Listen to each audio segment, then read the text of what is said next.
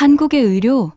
말도 안 되는 소리로 들렸습니다. 저는 독일 함부르크에서 20년간 외과 의사로 일해온 한스 밀러입니다. 아시아의 그 작은 나라가 무슨 의료 기술을 가지고 있다고? 전통 약초나 민간요법을 사용하는 후진국이라는 선입견이 있었어요. 우리 독일은 세계 최고의 의학 연구와 의료 기술을 자랑하는 나라인데요. 한국은 아마도 미국이나 독일의 의료 기술을 그저 모방하는 수준이겠지 하고 무시했습니다. 우리 독일인들은 의료 시스템을 평가할 때 매우 엄격한 기준을 가지고 있어요. 정확한 진단, 독일식 정밀함으로 불리는 세심함, 그리고 철저한 의료 윤리가 우리의 자부심이니까요. 한국, 먼지 많고 복잡한 아시아 국가 중 하나일 뿐이라고 생각했습니다. 제 독일 동료들도 비슷한 생각이었어요. 한국은 성형수술이나 하는 나라 아니야? 라는 말이 우리 의사들 사이에서 농담처럼 오갔죠. 한국 의료는 아마도 매우 비효율적이고 오래된 장비를 사용할 것이라는 편견이 있었습니다. 환자 대기 시간은 길고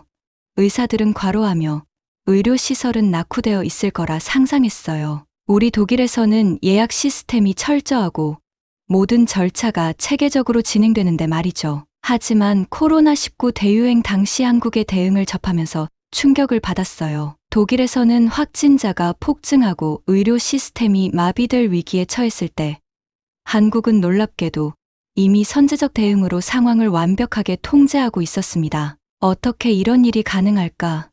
의문이 들었어요. 독일의 유명 일간지들이 한국의 신속한 진단 키트 개발과 대규모 검사 시스템을 극찬하는 기사를 내보내기 시작했습니다. 심지어 우리 독일 정부에서도 한국의 대응 시스템을 벤치마킹하려는 움직임이 있었죠. 전문가들 사이에서도 한국의 의료 시스템에 대한 관심이 커지기 시작했어요. 본격적인 이야기를 시작하기 전에 구독과 좋아요, 그리고 여러분의 소중한 의견을 댓글로 남겨주시면 더 다양한 국가의 의료 시스템에 대한 비교 분석을 이어가겠습니다. 지금부터 제가 경험한 한국 의료 시스템의 충격적인 실체에 대해 말씀드릴게요. 독일에서 오랜 기간 외과 의사로 근무하다 보니 의료 시스템에 대한 자부심이 컸습니다. 독일의 의료보험은 1883년에 시작되어 140년 이상의 역사를 자랑하며 최고 수준의 의료 인프라를 갖추고 있다고 자부했어요. 하지만 2022년 학술 교류 프로그램으로 한국을 방문하게 되면서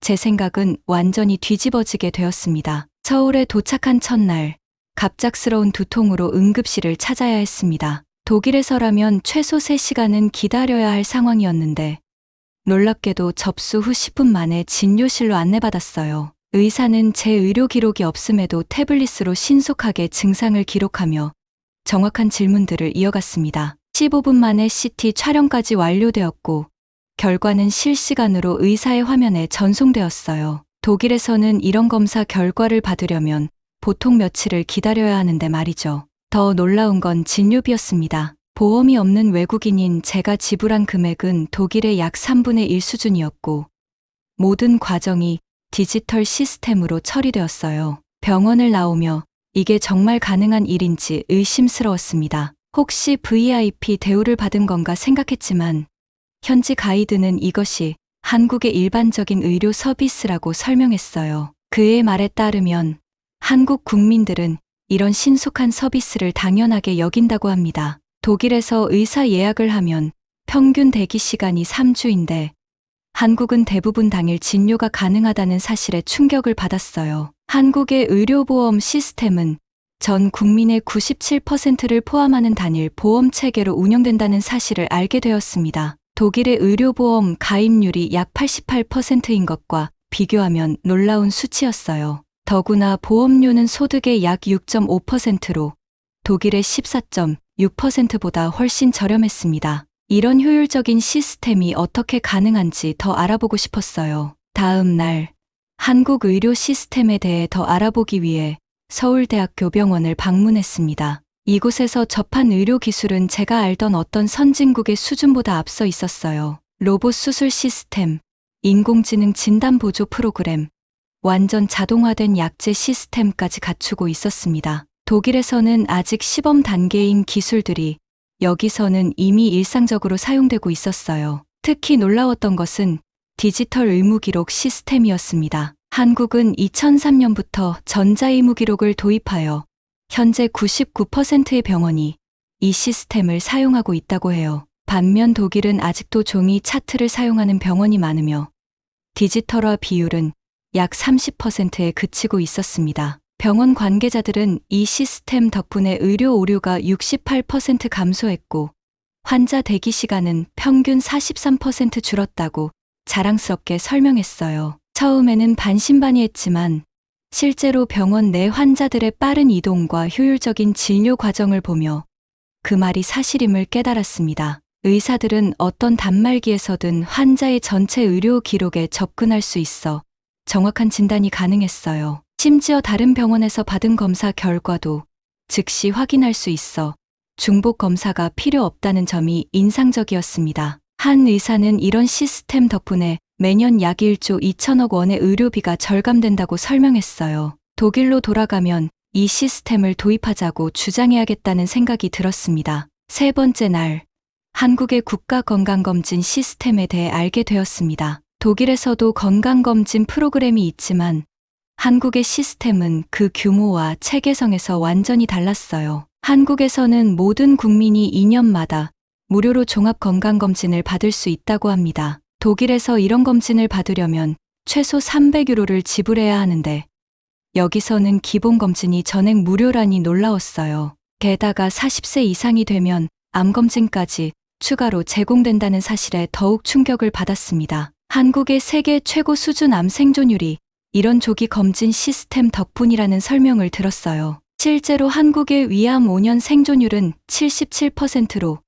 독일의 57%보다 훨씬 높았습니다. 이런 차이가 단순히 식습관이나 유전적 요인이 아닌 의료 시스템의 차이라는 점이 충격적이었어요. 서울의 한 종합검진센터를 방문했는데 그곳의 시설과 장비는 독일 최고 대학병원 수준을 넘어섰습니다. 하루에 수백 명이 검진을 받는데도 모든 과정이 체계적으로 진행되는 모습에 감탄했어요. 검진 결과는 당일 또는 다음 날 앱으로 확인할 수 있다는 설명에 믿기지 않았습니다. 독일에서는 검진 결과를 받기까지 최소 일주일에서 때로는 한 달까지 기다려야 하는데 말이죠. 이런 신속한 시스템이 질병의 조기 발견과 치료에 얼마나 큰 영향을 미칠지 상상할 수 있었어요. 한국의 예방의학에 대한 접근법은 우리 독일이 배워야 할 점이 많다고 느꼈습니다. 특히 인상적이었던 것은 데이터 기반 예방의료 시스템이었어요. 검진 결과를 인공지능으로 분석해 개인별 질병 위험도를 예측하고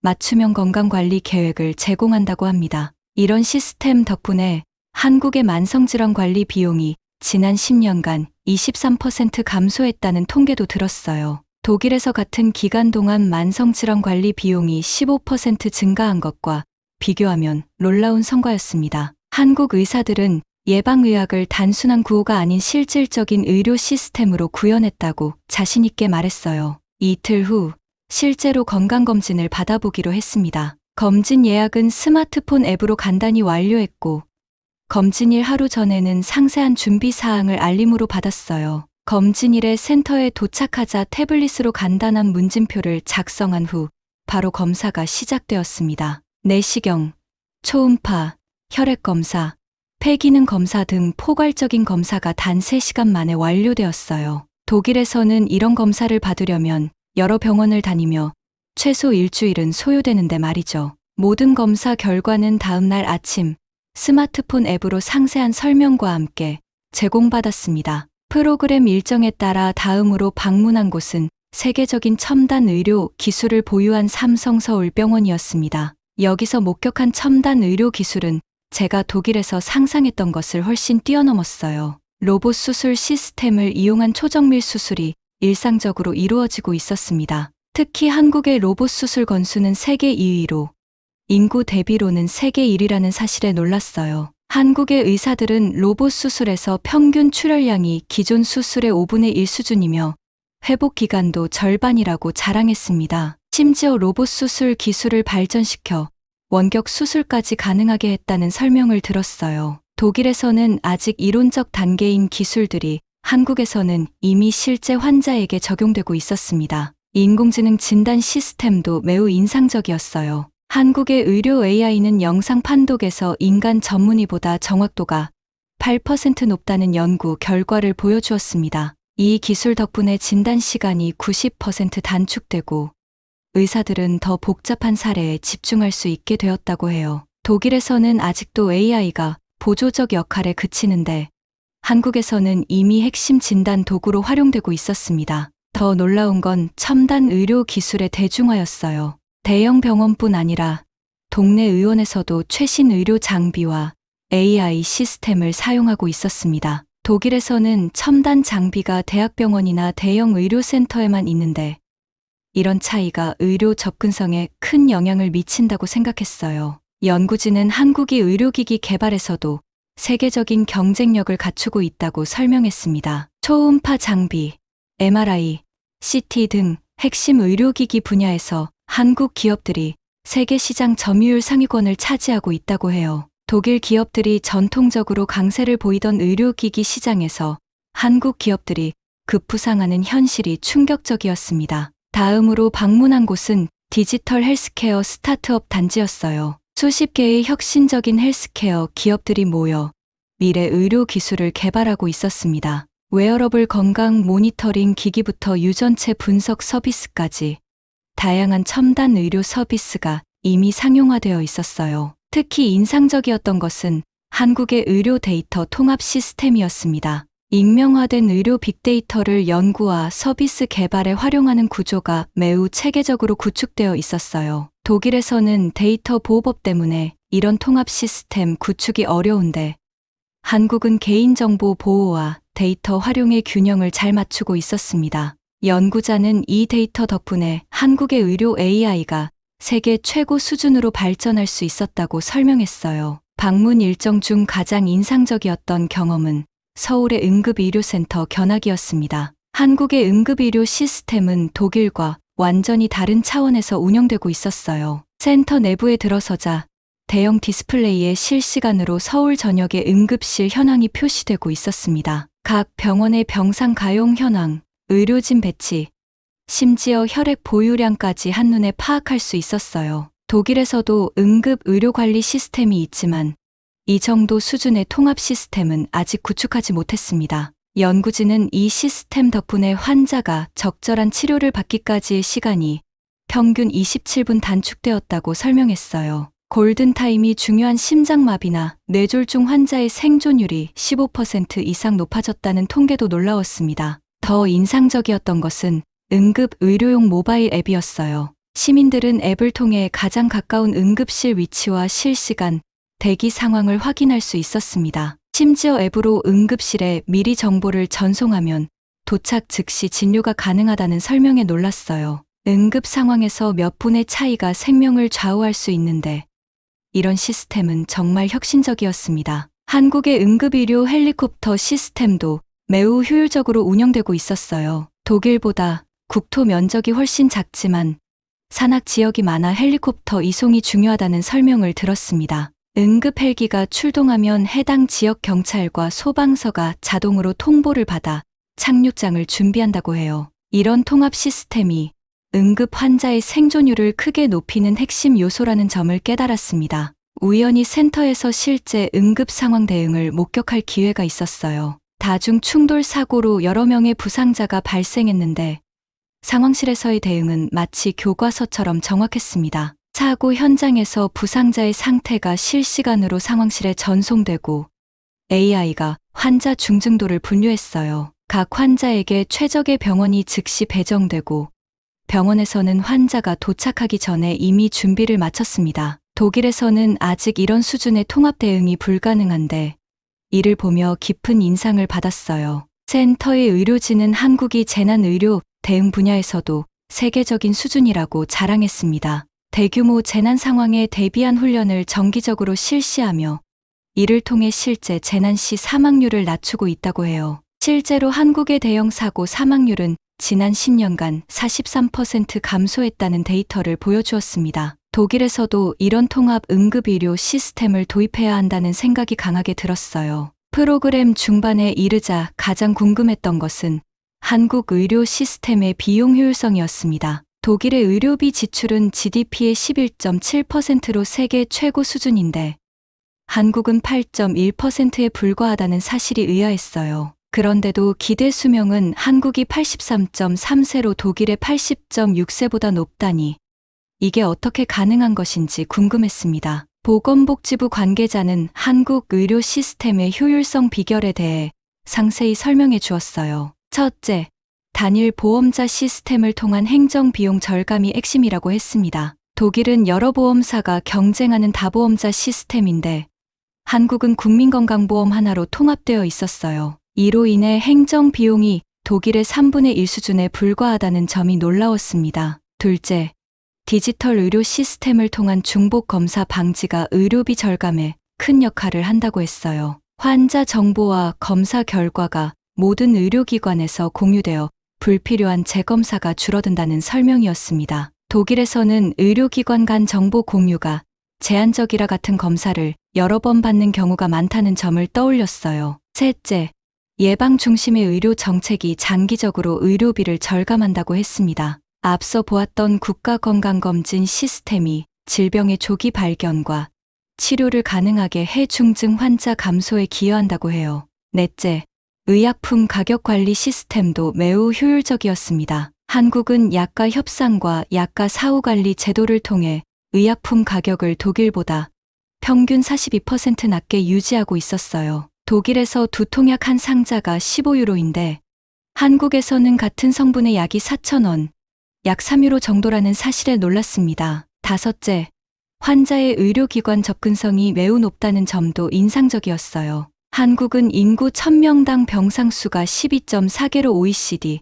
국가 중 1위였고 독일은 8개로 중위권에 있었습니다. 높은 의료 접근성 덕분에 경증 질환이 중증으로 악화되는 경우가 적다는 설명에 공감했어요. 마지막으로 의료 서비스의 표준화와 질 관리 시스템이 잘 갖추어져 있었습니다. 한국의 의료기관 인증제와 의료 질 평가 시스템은 독일보다 더 엄격하고 체계적이었어요. 이런 종합적인 시스템 덕분에 한국이 적은 비용으로도 높은 의료 서비스 품질을 유지할 수 있다는 점을 깨달았습니다. 연구진은 한국이 이런 효율적인 시스템을 구축한 것은 불과 30년 만의 일이라며 자부심을 내비쳤어요. 1980년대만 해도 한국의 의료 시스템은 매우 열악했지만 단기간에 세계 최고 수준으로 발전했다고 설명했습니다. 독일의 의료 시스템은 오랜 역사와 전통을 가지고 있지만 변화와 혁신 속도는 한국보다 느리다는 생각이 들었어요. 방문 일정 마지막 주에는 한국의 원격 의료 시스템과